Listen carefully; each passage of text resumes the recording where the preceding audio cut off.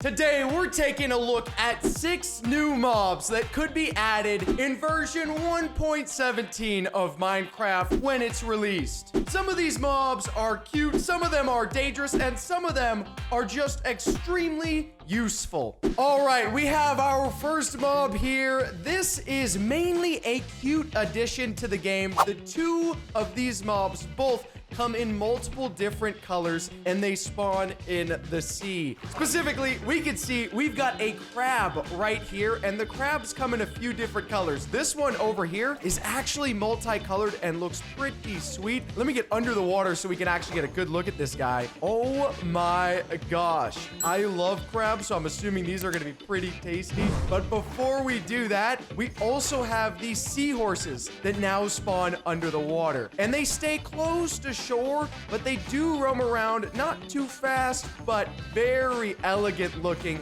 Look at that seahorse. I am not sure how seahorse tastes, but we're gonna find out because both of these mobs are able to be taken out and gathered for their meat. You can see here, we just picked up some crab meat. And the seahorses we can actually take for seahorse meat. What is this going to look like? Oh, it's not seahorse meat. It is actually a raw seahorse. And just like any other raw meat in the game, though they're cuter than I'd say the pigs or the sheep, the crabs we can throw in the furnace and cook up, and we can do the exact same with the raw seahorse. But cooking for food is not all that these animals will do. We can also actually go to the seahorses here, and if we get close enough, he's a fast little fella. Get over here, buddy. Come on. We can actually go up to the seahorse and pick him up inside of one of our buckets here. And then we can transport the seahorse very easily into any place that we want. Let's say we want to move the seahorse right here into the ground. All we do is our bucket of seahorse here. We just place it right in there. And then we have the seahorse trapped in that location. This would be great for moving these mobs into your base. If you want to have an aquarium, you can easily go pick them up in the water. Oh, gotta make sure we have water in our bucket before we pick him up, and then transport him into a glass aquarium if you want. Of course, we wouldn't want just the purple or pink one. We'd want to grab all of the colors we could possibly get. Let's find out if we can also pick up a crab so we can expand our aquarium. We can grab the bucket of crab as well. And let's get him placed right next to the seahorse here, and they can be friends. Now we've got our seahorse and crab. Unfortunately, I don't think these are gonna be... Oh my gosh! Crab just climbed out. Hey, buddy, stay. You gotta get back in your home. The third animal that we could see added in version 1.17 is a very large animal that you might find in these plain biomes or snowy biomes. And I want to sneak around the edge very slowly so we don't scare it off. There it is, right there. It's like a massive buffalo. It doesn't roam too much. It's kind of stays still, but we can actually use these herb bundles in order to tame it if we get a chance to get close enough. Sneaking up slowly. It is not called a buffalo. It is called a bufflon. Like I said, I'm not misspeaking. Let's go up and slowly try to tame it with an herb. Okay, it's fighting. It's fighting. I just want to give you some of these herbs.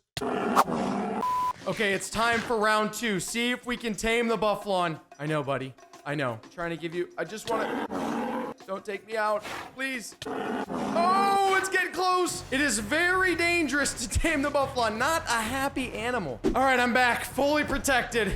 All right, Mr. Bufflon, it's you and I will have you tamed.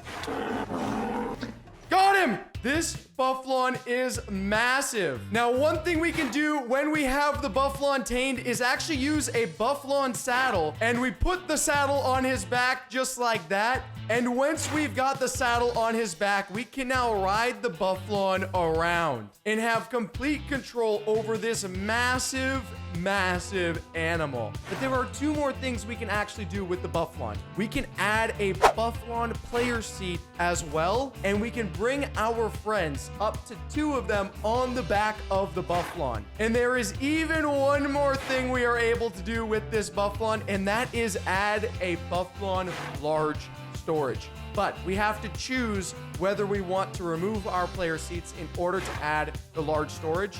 But if we do, we just get our player seat back, and now we can store all of our goods on the top of this bufflon right here. Let's go run after some animals. You guys don't stand a chance now that I got the bufflon. Oh, run over. Come on. Run over that sheep. But despite not being able to run over animals with our bufflon, it is extremely strong and a very useful mob to have because we can ride around with our friends or have all this extra storage we could ever need. Let's ride it to our 4th mob. And before we do that, check down below. Is that red subscribe button still red? Make sure it's turned to gray. You can always unsubscribe later if you want to. And our next mob is right there coming towards us. And the bufflon's a little too big right here. Can we fight it successfully? Come on, bufflon. Protect me, bufflon. We need to get off and make a run for it. The bufflon's too big to move around inside the forest. We are going to have to take down that arachnid without our bufflon. Let's give it our best shot. All I've got is an axe. And the thing is very strong, so we gotta go very strategically when we fight it. Got it! And this is the item we want from the arachnid. We get 1 Arachnon crystal, but we're going to need a few more of them. We need exactly 5. So a few more arachnids, we're gonna fight. But once we have got our 5 Arachnon crystals, we can craft something extremely special, which we deserve after taking down a massive spider. I have a huge fear of spiders, guys. Let me know if you have arachnophobia as well. But we can use our 5 Arachnon crystals like this, and we also need 1 diamond, 2 pieces of leather, and an iron ingot. And we can craft the Arachnon hammer. And this tool will break blocks in a 3x3 radius. Inside of our hand, it looks massive. It almost looks like Thor's hammer. Sweet design, but going in, as I said, it can break blocks in a 3x3 radius. Let's find a good spot to enter down here, and we're able to mine extremely quickly using this hammer. Any wall that we walk up to, mining,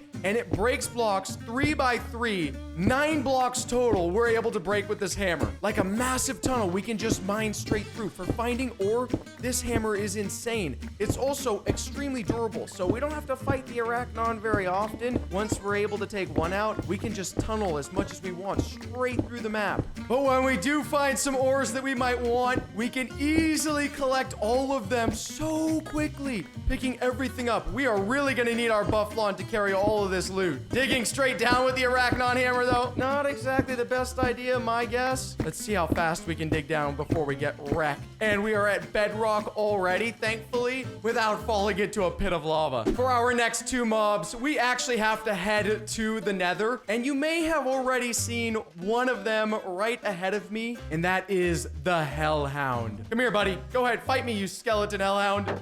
Got him easily. And we get some bones from the Hellhound. So the Hellhounds are actually fairly easy to take out, but they look incredible. Look at that fire coming off of the Hellhound right now. It's a flaming bone skeleton hound. Okay, and they are very fast. That's confirmed. Careful. It's a good thing I got some crab meat on me that I saved for later just in case we needed it. Honestly, one of my personal favorites because they're fairly easy to take out, but like the seahorses and the crabs, just a cool addition to the game. What you will notice with the Hellhounds though is that they generally like to fight in packs. You'll most often find them in packs of 2 or 3 in this case, and they will all come after you at the same time and get around you from so many different angles because they can move extremely quickly, as you guys have seen. The last mob I want to show you today is this acidic archive right there. Now be very careful as you're nearing the acidic archive because it has an extremely long tongue and it will grab you if you get too close to it. Watch how far its tongue can reach as we approach. From right there, it can reach out and start grabbing us. It'll suck us up and then start attacking us right underneath it. We're gonna see if we can take it out. And finally, we're able to kill it with 3 hits from the diamond sword. But that tongue could reach around corners and literally nab you and start sucking your life away. So be extremely careful. However, the one thing we can do against the acidic archive is wear a plant hat.